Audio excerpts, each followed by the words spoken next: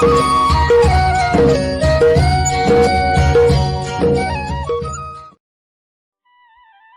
शांति 4/5/2021 प्रातः मुरली। ओम शांति। बाप दादा मधुबन। आज बाबा ने कहा, मीठे बच्चे अपने आप से पूछो कि मैं कितना समय बाप की याद में रहता हूँ। देही अभिमानी स्थिति कितना समय रहती है। प्रश्न दिया बाबा ने। तकदीरवान बच्चे ही बाप का कौन सा डायरेक्शन पालन करते हैं। उत्तर देते बाबा, बाप का डायरेक्शन है, मीठे बच्चे आत्म अभिमानी भव। तुम सब आत्माएं मेल हो, फीमेल नहीं। तुम आत्मा में ही सारा पार्ट भरा हुआ है। अब यही मेहनत व अभ्यास करो कि हम कैसे देही अभिमानी रहें। यही ऊंची मंजिल है। गीत दिया बाबा ने, तकदीर जगाकर आई हूँ। ओम शांति। मीठे मीठे रूहानी बच्चों ने गीत सुना। रूहानी बच्चे अर्थात जीव की आत्माओं ने कहा कि हम नई दुनिया की तकदीर यानी स्वर्ग की तकदीर बनाकर रूहानी बाप के पास बैठे हैं। अब बच्चों को रूहानी अभिमानी अर्थात आत्म अभिमानी बनना है। बड़े से बड़ी मेहनत यह है। अपने को आत्मा समझो और ऐसे समझो, मुझ आत्मा ने 84 जन्म लिए हैं। कभी बैरिस्टर, कभी क्या बना हूँ। आत्मा मेल है, सब ब्रदर्स हैं, न कि सिस्टर्स। आत्मा कहती है यह मेरा शरीर है, तो उस हिसाब से आत्मा मेल, यह शरीर फीमेल हो गया। हर बात को अच्छी रीति समझना है। बाप बड़ी विशाल महीन बुद्धि बनाते हैं। अब तुम जानते हो, मुझ आत्मा ने 84 जन्म लिए हैं। संस्कार अच्छे व बुरे आत्मा में रहते हैं।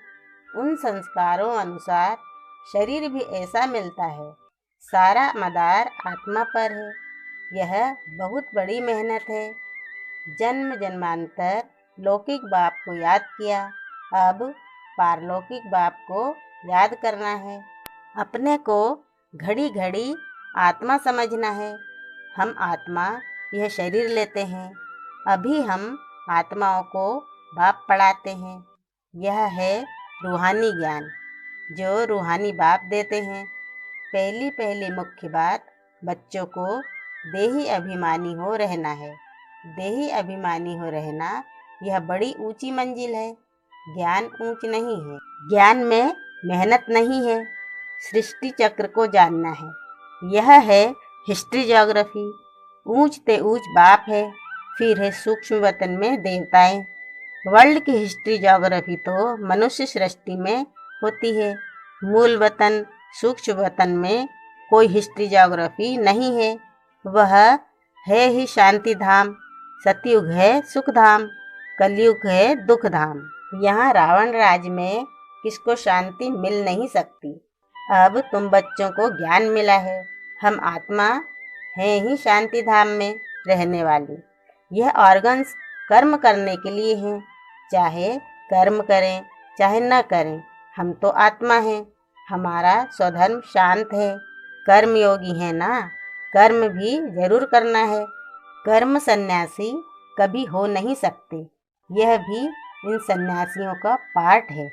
घर बार छोड़ जाते हैं, खाना नहीं पकाते, गृहस्थियों से भिक्षा मांगते, फिर भी उन गृहस्थियों के पास खाते हैं ना। घर बार छोड़कर कर्म तो फिर भी करते हैं। कर्म सन्यास तो हो नहीं सकता। कर्म सन्यास तब है जब आत्मा शांति धाम में रहती है। वहाँ कर्मेंद्रिया ही नहीं है तो कर्म कैसे करेंगे। इसको कर्म क्षेत्र कहते हैं। कर्म क्षेत्र पर सबको आना पड़ता है। वह है शांति धाम अथवा मूल वतन। ऐसे नहीं कि ब्रह्म में आत्मा को लीन होना है। आत्माएं शांति धाम में रहने वाली हैं, फिर यहाँ कर्म क्षेत्र पर पार्ट बजाने आती हैं। यह है डिटेल की बातें। नटशेल में तो कहते हैं अपने को आत्मा निश्चय करो और बाप को याद करो तो विकर्म विनाश हो जाएं। इसको ही भारत का प्राचीन योग कहा जाता है। वास्तव में इनको योग भी नहीं, याद कहना चाहिए। इसमें मेहनत है। योगी बहुत कम बनते हैं। योग की शिक्षा पहले चाहिए, बाद में ज्ञान। पहले पहले है बाप की याद। बाप कहते हैं देही अभिमानी बनो। यह है रूहानी याद की यात्रा, ज्ञान की यात्रा नहीं। इसमें बहुत मेहनत करनी पड़े। कोई तो भल बी के कहलाते हैं परंतु बाप को याद नहीं करते। बाप आकर ब्रह्मा द्वारा तुम बच्चों को देही अभिमानी बनाते हैं। यह देह अभिमानी थे। अभी देही अभिमानी बनने का पुरुषार्थ चल रहा है। ब्रह्मा कोई भगवान नहीं है। यहाँ तो सब मनुष्य मात्र पतित हैं। पावन श्रेष्ठाचारी एक भी नहीं। आत्मा के लिए ही कहा जाता है पुण्य आत्मा, पाप आत्मा। मनुष्य भी कहते हैं मेरी आत्मा को तंग नहीं करो, परंतु समझते नहीं हैं कि मैं कौन हूँ। पूछा जाता है हे जीव की आत्मा, तुम क्या धंधा करते हो? कहेंगे मैं आत्मा इस शरीर द्वारा फलाना धंधा करता हूँ। तो पहले पहले यह निश्चय कर बाप को याद करो। यह रूहानी नॉलेज सिवाय बाप के कोई दे न सके।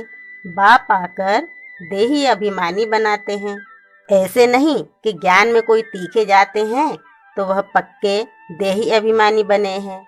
देही अभिमानी जो हैं वह ज्ञान को अच्छी रीति धारण करते हैं।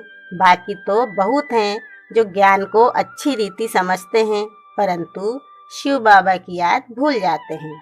घड़ी घड़ी अपने को आत्मा समझ बाप को याद करना है। इसमें जिन्न मुआफिक बनना है। जिन्न की कहानी है।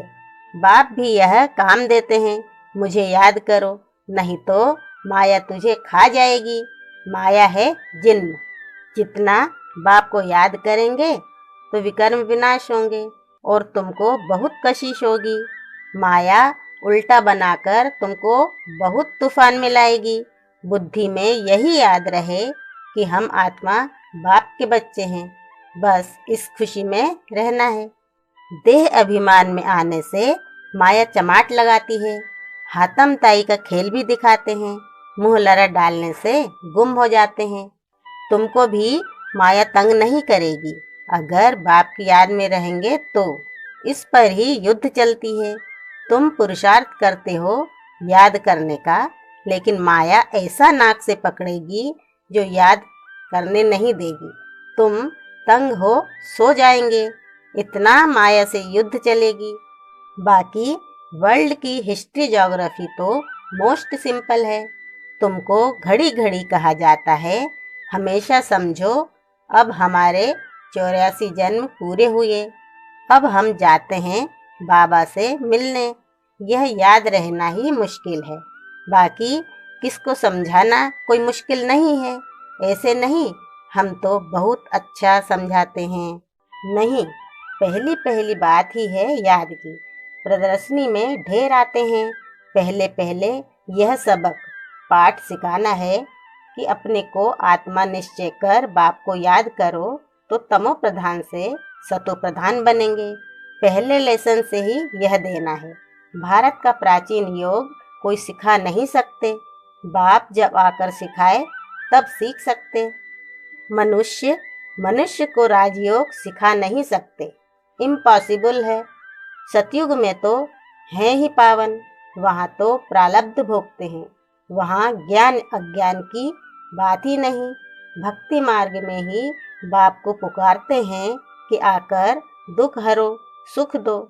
सतयुग त्रेता में कोई गुरु गोसाई होते नहीं। वहाँ तो सदगति पाई हुई है। सदगति का वर्षा 21 जन्म लिए तुम पा सकते हो। 21 पीढ़ी कहते हैं ब्रह्मा कुमारी वह जो 21 पीढ़ी का उद्धार करे।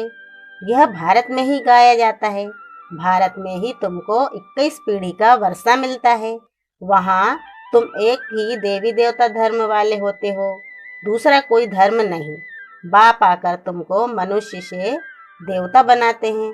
पवित्र होने बिगर हम वापस जा कैसे सकते? यहाँ तो सब विकारी पतित हैं।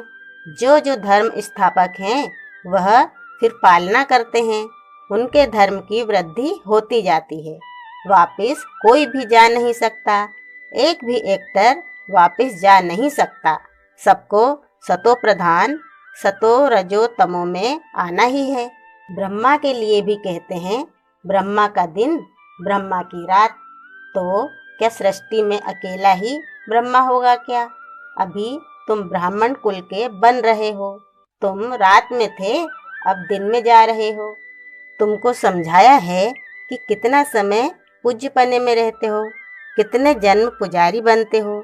जब तक बाप न आए तब तक कोई भ्रष्टाचारी से श्रेष्ठाचारी बन न सके। भ्रष्टाचारी उनको कहा जाता है जो विकार से पैदा होते हैं। इसलिए इसको हेल कहा जाता है। हेल और हेवन दोनों में अगर दुख हो तो फिर तो उनको हेवन ही न कहा जाए। जब तक पूरा समझा नहीं है तो उल्टे सुल्टे प्रश्न करेंगे। तुमको समझाना है भारत बहुत ऊंच था। जैसे ईश्वर की महिमा अपरम अपार है, वैसे भारत की भी महिमा अपरम अपार है। भारत क्या था, ऐसा किसने बनाया? बाप ने, जिसकी महिमा गाते हैं। बाप ही आकर बच्चों को विश्व का मालिक बनाते हैं। मनुष्य मात्र को दुर्गति से सदगति में ले जाते हैं, शांति धाम में ले जाते हैं। जिसके लिए ही मनुष्य पुरुषार्थ करते हैं उसको अटल सुख, अटल शांति, अटल पवित्रता कहा जाता है। वहाँ तुम सुख में भी हो, शांति में भी हो और बाकी आत्माएं शांति में रहती हैं। मैक्सिमम जन्म तुम लेते हो, बाकी मिनिमम वाले अटल शांति में रहते हैं। वह जैसे मच्छरों सदृश आए, एक आधा जन्म पाठ बजाया। यह क्या, उनकी कोई वैल्यू नहीं। मच्छरों की क्या वैल्यू है? रात को जन्मते हैं, रात को ही मर जाते हैं। इस समय बहुत करके शांति ही चाहते हैं, क्योंकि इस समय के गुरु लोग हैं शांति में जाने वाले। तुम यहाँ आए हो स्वर्गवासी बनने के लिए। स्वर्गवासी को शांतिवासी नहीं कहेंगे। शांतिवासी निराकारी दुनिया को कहा जाता है। मुक्ति अक्षर गुरुओं से सीखते हैं। माताएं व्रत नेम रखती हैं बैकुंठपुरी में जाने के लिए। कोई मरता है तो भी कहते हैं स्वर्गवासी हुआ। कोई होता नहीं है, लेकिन भारतवासी हेवन को ही मानते हैं। समझते हैं भारत पैराडाइज था। शिव बाबा भारत में ही आकर स्वर्ग की रचना रचते हैं, तो जरूर यहाँ ही रचेंगे, स्वर्ग में तो नहीं आएंगे। कहते हैं मैं आता हूँ स्वर्ग और नर्क के संगम पर। कल्प कल्प के संगम पर आते हैं। उन्होंने फिर युगे युगे लिख दिया है। कल्प का अक्षर भूल गए हैं। यह भी खेल बना हुआ है, फिर वही रिपीट होगा। इस अंतिम जन्म में तुम बाप को और सृष्टि चक्र को जानते हो, कैसे स्थापना होती है नंबरवार। सो अब तुम जानते हो। यह सारा खेल तुम भारतवासियों पर ही बना हुआ है। अभी तुम बाप द्वारा राजयोग सीखते हो। बाप की याद से ही राज्य पाते हो। चित्र भी खड़े हैं ना, यह सब चित्र किसने बनाए? इनको कोई गुरु गोसाई तो है नहीं। अगर कोई गुरु होता तो भी गुरु को एक शिष्य थोड़े ही होता, अनेक होते ना। यह नॉलेज सिवाय एक बाप के और कोई जान न सके। बहुत लोग पूछते हैं यह चित्र तुम्हारे दादा ने बनवाए हैं? यह तो बाप ने दिव्य दृष्टि से साक्षात्कार कराया है। बैकुंठ का भी साक्षात्कार कराया है। वहाँ कैसे स्कूल चलती है, क्या भाषा होती है, सब साक्षात्कार किए हैं। बच्चे भट्टी में थे तो बाबा बच्चों को बहलाते थे। कराची में सिर्फ तुम ही अलग रहे हुए थे, जैसे अपनी राजाई थी। अपनी तात, अपनी बात दूसरा कोई समझ न सके। समझते थे यह खुदा प्रस्त हैं। बाबा ने समझाया है तुम हो नंस, नन बट वन।